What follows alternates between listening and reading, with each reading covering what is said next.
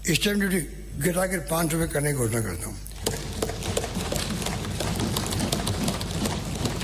गत बजट में मैंने पुत्र वधू के पक्ष में गत वर्ष मैंने पुत्र वधू के पक्ष में गिफ्ट डीड पर स्टैंप ड्यूटी 2.5% से घटाकर पुत्रियों के समान 1% एवं अधिकतम 1 लाख रुपए की थी तथा पोता पोती दोहिता दोहिती के पक्ष में निष्पादित गिफ्ट डीड पर स्टैंप ड्यूटी पूर्णतः माफ की थी।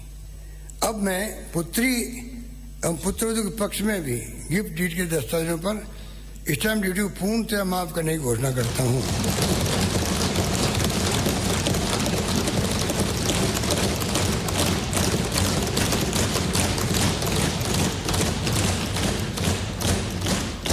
इस प्रकार मैंने सरकार में आते ही 2019 में पत्नी के पक्ष में गिफ्ट डीड के दस्तावेजों को, इसी प्रकार मैंने सरकार में आते ही मार्च 19 में पत्नी के पक्ष में गिफ्ट डीड के दस्तावेजों पर 31 मार्च 22 तक स्टैंप ड्यूटी माफ की थी। इस छूट को अब मैं स्थायी रूप से देने की घोषणा करता हूँ।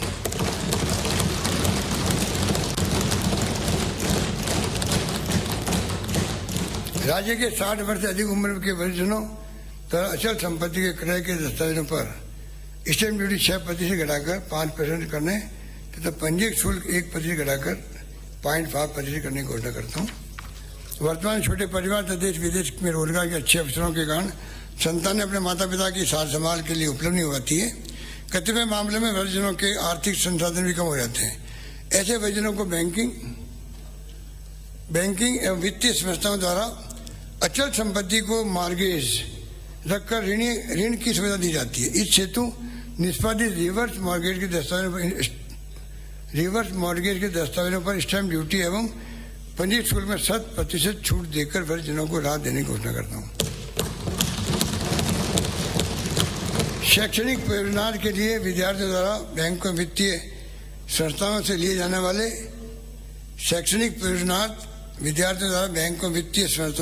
वाले ऋण के दस्तावेजों पर स्टैंप ड्यूटी एवं पंजीयन शुल्क में भी 100% छूट प्रदान करने की घोषणा करता हूँ।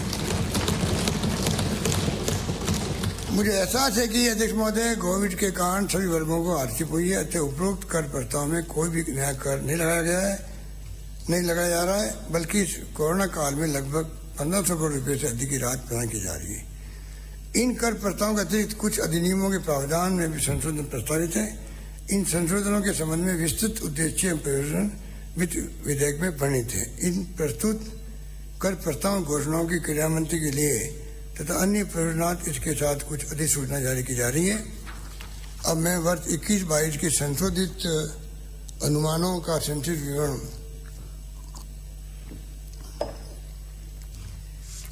माननीय सदन के समक्ष प्रस्तुत कर रहा हूँ। राजस्व प्राप्तियां, अब मैं वर्ष 21-22 के संशोधित अनुमानों का संक्षिप्त विवरण माननीय सदन के समक्ष प्रस्तुत कर रहा हूँ। राजस्व प्राप्तियां 1,89,431 करोड़ 48 लाख। राजस्व व्यय 2,25,120 करोड़ 84 लाख। राजस्व घाटा 35,689 करोड़ 36 लाख। पूंजी खाते में प्राप्तियां 1,29,697 करोड़ 20 लाख। पूंजी खाते में व्यय 93,977 करोड़ 41 लाख। पूंजी खाते में आधिक्य 35,732 करोड़ 79 लाख रुपए। कुल व्यय 3,19,094 करोड़ 25 लाख रुपए। कुल व्यय 2,71,881 करोड़ 42 लाख रुपए। वर्ष 22-23 के लिए बजट अनुमानों का संक्षिप्त विवरण इस प्रकार है। राजस्व प्राप्तियां 2,14,977 करोड़ 23 लाख रुपए। राजस्व व्यय 2,38,465 करोड़ 79 लाख रुपए। राजस्व घाटा 23,488 करोड़ 56 लाख रुपए।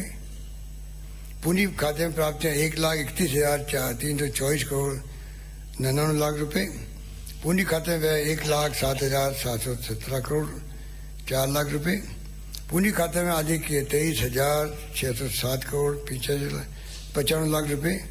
कुल व्यय 3,46,182 करोड़ 83 लाख रुपए।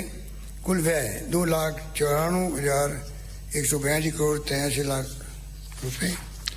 जैसा कि माननीय सदन को विदित होगा कि केंद्र सरकार द्वारा वर्ष 21-22 में जल जीवन मिशन का केंद्रांश राज्य के कंसोलिडेटेड फंड में ना देकर ताकि सीधे कार्यकारी संस्था के बैंक अकाउंट में दिया जा रहा है। जबकि हमने माननीय केंद्रीय वित्त मंत्री जी को अन्य केंद्रीय परिवर्तित योजनाओं की भांति जल जीवन मिशन का केंद्रीय का अंश भी राज्य सरकार को ही कंसोलिडेटेड फंड में रिलीज करने का आग्रह किया था, किंतु हमारे इस आग्रह को उन्होंने स्वीकार नहीं किया। इस कारण वर्ष 21-22 के संशोधित अनुमान में वर्ष 22-23 के बजट अनुमानों में जल जीवन मिशन के अंतर्गत केंद्र से प्राप्त होने वाली हिस्सा राशि शामिल नहीं है। इसके फलस्वरूप 21-22 के संशोधित अनुमान में 2,345 करोड़ रुपए तथा वर्ष 22-23 के अनुमान में लगभग 10,000 करोड़ रुपए कम दर्शित हो रहे हैं। कृषि बजट माननीय अध्यक्ष महोदय, वर्ष 22-23 के लिए आज मेरे द्वारा प्रथम कृषि बजट प्रस्तुत किया गया। इस बजट के अंतर्गत कृषि विकास कृषकों कल्याण हेतु बजटरी एंड एक्स्ट्रा बजटरी प्रावधानों का योजनावार एवं बजट मदवार विस्तृत विवरण नए बजट खंड 4 में सदन के समक्ष प्रस्तुत किया जा रहा है। इस कृषि बजट के अंतर्गत वर्ष 22-23 में समेकित निधि राज्य स्वास्थ्य सहकारी एवं अन्य संस्थाओं के स्वयं के संसाधनों सहित कुल राशि रुपये 78,938 करोड़ 68 लाख का कृषि विकास एवं कृषकों कल्याण हेतु प्रावधान किया गया। ये राशि राज्य सकल घरेलू उत्पाद का 5.92% है। ये राशि वर्ष 21-22 के संशोधित अनुमानों की तुलना में 11.68% अधिक है। कुल कृषि बजट में से राशि रुपये 46,145 करोड़ 20 लाख समेकित निधि से व्यय की जाएगी, जो कि राज्य के बजट रुपये 2,54,182 करोड़ 83 लाख रुपए का 15.69% है। राजस्व घाटा अध्यक्ष महोदय, कोविड की दूसरी लहर अप्रैल 21 से जो तीसरी लहर दिसंबर 21 से फरवरी 22 तक प्रभावी होने के कारण विभिन्न आर्थिक एवं सामाजिक गतिविधियों पर पाबंदी रही, जिससे वर्ष 21-22 के साथ साथ 22-23 की राजस्व प्राप्तियों पर प्रभाव पड़ना स्वाभाविक है। हमारे द्वारा कोविड-19 की परिस्थिति में राजस्व प्राप्तियों में कमी के बाद भी पेट्रोल डीजल पर वैट सहित अन्य करों में छूट देते हुए आमजन को 7,000 करोड़ रुपए वार्षिक से अधिक की राहत का प्रावधान किया गया। साथ ही केंद्र से प्रदेश को प्राप्त होने वाली राशि में वर्ष 21-22 में लगभग 1,000 करोड़ रुपए तथा 22-23 में लगभग 3,000 करोड़ रुपए की कमी संभावित है। अतः वर्ष 22-23 के बजट अनुमानों में राशि रुपये 23,481 करोड़ 56 लाख का राजस्व घाटा अनुमानित है।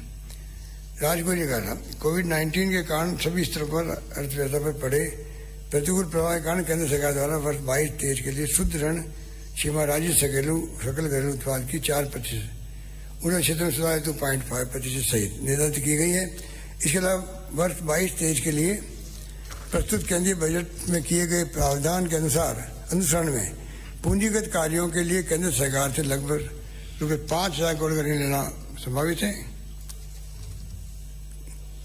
इस प्रकार आगामी वर्ष राज्य की कुल ऋण सीमा जीएसडीपी का 4.37% है। मैं माननीय सदन को अवगत कराना चाहूंगा, केंद्र सरकार ने राज्य स्तर पर विद्युत क्षेत्र में निष्पादन संबंधी कतिपय मानकों को पूरा करने पर वर्ष 21-22 से 24-25 के मध्य 0.5% अतिरिक्त ऋण अनुमत करने के दिशा निर्देश जारी किए हैं, जिनमें राजकीय विद्युत वितरण कंपनियों का घाटा वर्ष 25-26 तक चरणबद्ध रूप से टेक ओवर करना भी शामिल है। इस कारण वर्ष 21-22 व 22-23 में अतिरिक्त वित्तीय भार राजकोष पर आना अनुमानित है। राज्य सरकार द्वारा वर्ष 22-23 के बजट अनुमानों में राजकोषीय घाटा राशि रुपये 58,211 करोड़ 55 लाख अनुमानित किया गया है, जो राज्य सकल घरेलू उत्पाद का 4.36% है एवं ये अनुमत सीमा 4.37% कम है। मैं सदन को अवगत करना चाहूँगा, इनमें से 0.5% अतिरिक्त ऋण सीमा की राशि लगभग 6,000 करोड़ को कोविड-19 के प्रतिकूल प्रभावों से आम जनता को राहत प्रदान करने के लिए उपयोग में लिया जाएगा। अतः इस राशि को राजकोषीय घाटे से कम करने पर प्रभावी राजकोषीय घाटा राज्य सकल घरेलू उत्पाद का 4% से कम रहना स्वाभाविक है। मैं वर्ष 22-23 का वार्षिक वित्तीय विवरण सभा पटल पर रख रहा हूँ।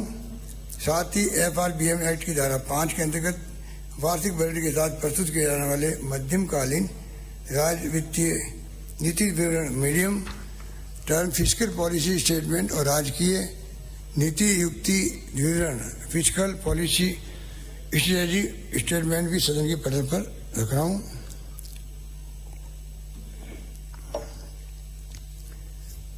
अन्य बजट पत्रों के साथ अनुदान की मांगे भी प्रस्तुत की जा रही है। मुझे विश्वास है कि हम विषम परिस्थितियों और चुनौतियों के बाद भी कुशल वित्तीय प्रबंधन के साथ प्रदेश को खुशहाली के पथ पर अग्रसर करने वाले इस बजट को समयबद्ध रूप से क्रियान्वित करेंगे।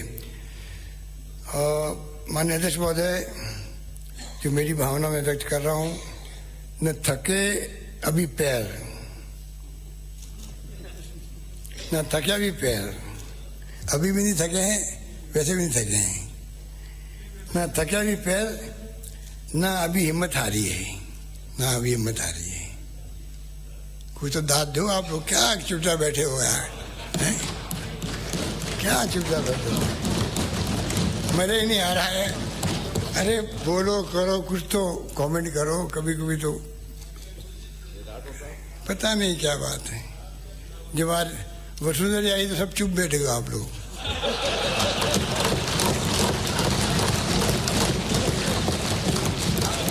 वरना तो कभी तो हंसी मजाक होती थी, पहले भी होती थी, ऐसी क्या बात है। आज तो बिल्कुल डिसिप्लिन में सब लोग, आप मान गया आपको। देखो लीडर का रुतबा आखिर होता ही होता। देखो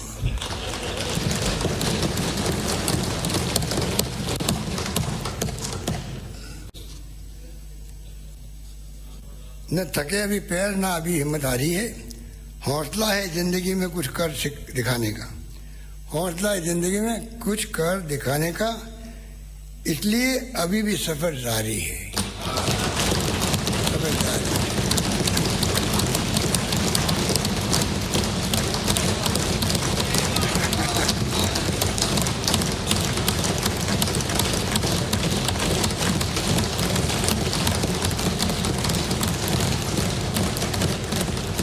अध्यक्ष महोदय, इन्हीं भावनाओं के साथ मैं बजट प्रस्तावों को स्वीकृति करने की संतुष्टि के साथ माननीय सदन के विचारार्थ अनुमोदनार्थ प्रस्तुत करता हूँ। जय हिंद।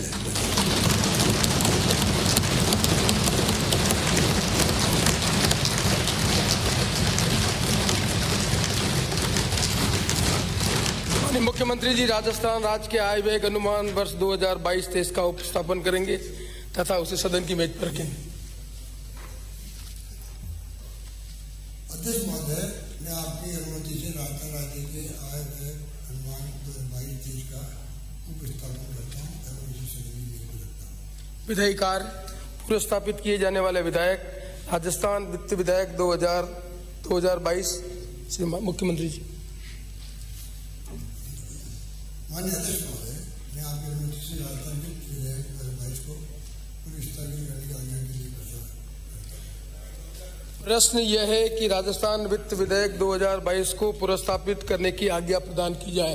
जो पक्ष में वो आ गए, विपक्ष में वो ना गए।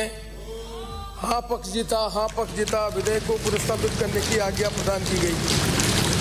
प्रभारी मंत्री जी पुरस्कृत करेंगे, मुख्यमंत्री जी पुरस्कृत करेंगे। माननीय अध्यक्ष महोदय, मैं आपकी अनुमति से राजस्थान वित्त विधेयक 2022 को पुरस्कृत करता हूँ। सदन की मेज पर रखे जाने वाले पत्रादि वार्षिक प्रतिवेदन एवं लेके माननीय मुख्यमंत्री जी। माननीय अध्यक्ष महोदय, मैं आपकी अनुमति से भारत के नियंत्रक महालेखा परीक्षक का प्रतिवेदन वित्त लेखे खंड 1 और खंड 2 सेकंड